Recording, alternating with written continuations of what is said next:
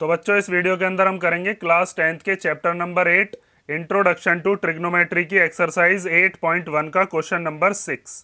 तो question number 6 में हमें दिया है if angle A and angle B are acute angles such that cos A equal to cos B.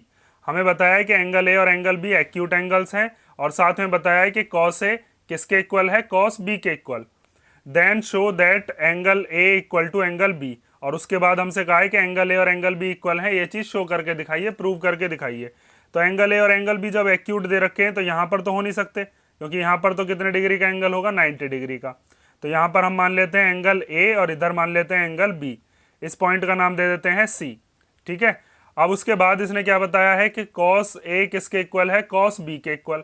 तो हम कॉस ए का रेशो बनाएंगे, कौन कौन सी साइड का रेशो बैठेगा, और कॉस बी का बनाएंगे। उसके बाद एंगल ए और एंगल बी को इक्वल लेकर आएंगे। तो सबसे पहले तो इसके अंदर आपको क्या करना है कि जो चीज़ आपने यहाँ पर ट्राइंगल में लिखी है या जो हमें गिवन है वो बातों को लिखेंगे हम पहले।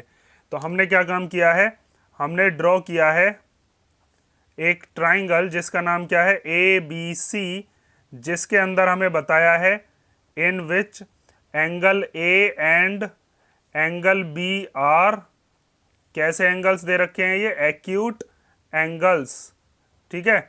और साथ में हमने इसमें एंगल सी जो है वो कितने डिग्री का मान लिया है, 90 डिग्री का। ठीक है, क्योंकि ए और बी तो 90 डिग्री है नहीं, वो तो एक्यूट एंगल्स हैं।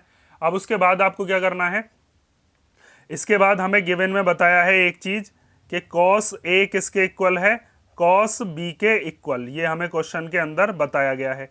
तो अब पहले कॉस ए की वैल्यू निकालते हैं, फिर कॉस बी की वैल्यू निकालते हैं, दोनों को इक्वल में रख देते हैं।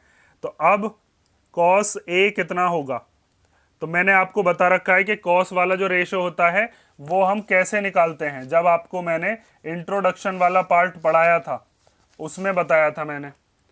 तो यहां पर देखो कॉस क्या होता है हमारे पास, कॉस होता है बेस अपॉन हाइपोटेनियस।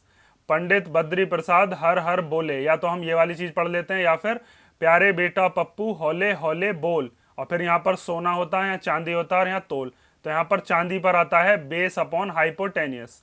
तो कॉस ए के हिसाब से, मतलब ए वाला जो एंगल है, इस ए वाले एंगल के हिसाब से आपको सारी की सारी चीज देखनी है।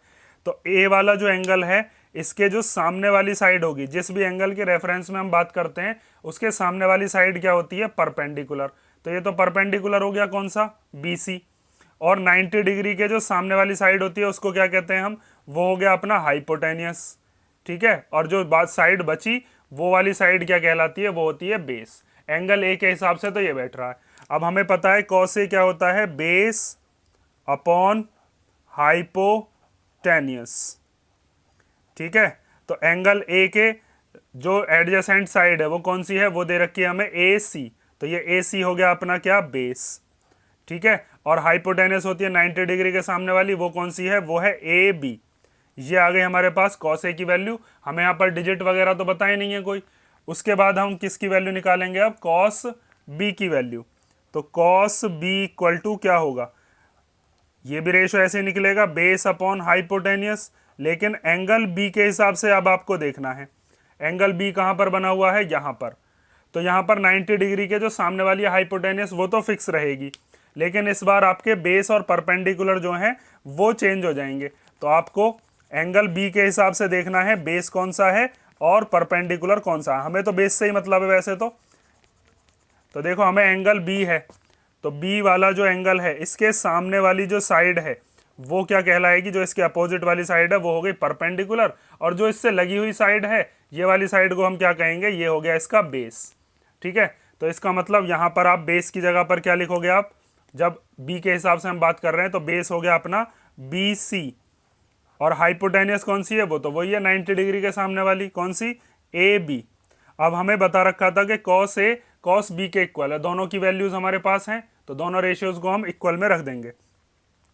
तो हम लिखते हैं, अब यहाँ पर हमें ये चीज बता रखी थी कि कॉस ए किसके इक्वल है, कॉस बी के।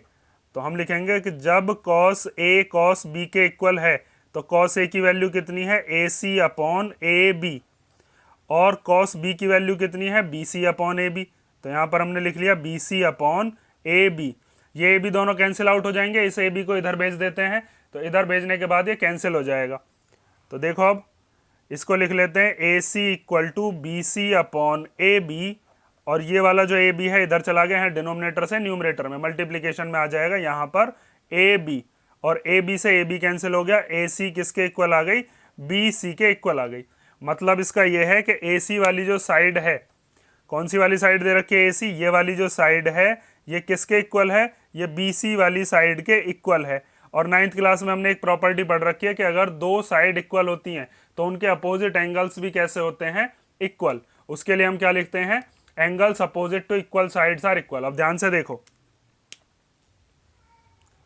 हमें दे रखा है कि ए सी और बी सी जो है ये इक्वल है, तो ए सी वाली जो साइड है इसके सामने वाला एंगल कौन सा है, एंगल बी, और बी सी वाली साइड के ये इक्वल है, बी सी वाली साइड ये है, इसके सामने वाला एंगल कौन सा है, एंगल ए। तो हम कह सकते हैं कि जब ये दोनों साइड इक्वल हैं तो इसका मतलब एंगल ए और एंगल बी भी आपस में कैसे होंगे, इक्वल होंगे। और ए बी तो साइड वैसे भी इनके इक्वल हो नहीं सकती, क्योंकि वो जो साइड है वो तो लॉन्गेस्ट साइड होती है, जो भी आपका राइट ट्राइंगल होता है हाइपोटेनस उसके अंदर, और ये 90 डिग्री का एंगल है, तो इसके सामने वाली जो साइड है उसके बारे में तो आप बात ही नहीं करोगे। तो एंगल ए किसके इक्वल हो गया, एंगल बी के इक्वल। इसके आगे रीजन क्या लिखेंगे हम, angles opposite to equal sides are equal. ठीक है, और यही चीज हमको क्या करनी थी, प्रूव करनी थी कि एंगल ए किसके इक्वल होना चाहिए, एंगल बी के। ये चीज हमें गिवन थी और ये चीज हमें प्रूव करनी थी। ठीक है, ये हो गया आपका क्वेश्चन नंबर 6, और इसे कर लो। नेक्स्ट वीडियो में मैं कराता हूं आपको क्वेश्चन नंबर 7। इसमें कोई डाउट हो तो आप कमेंट करके पूछ लेना।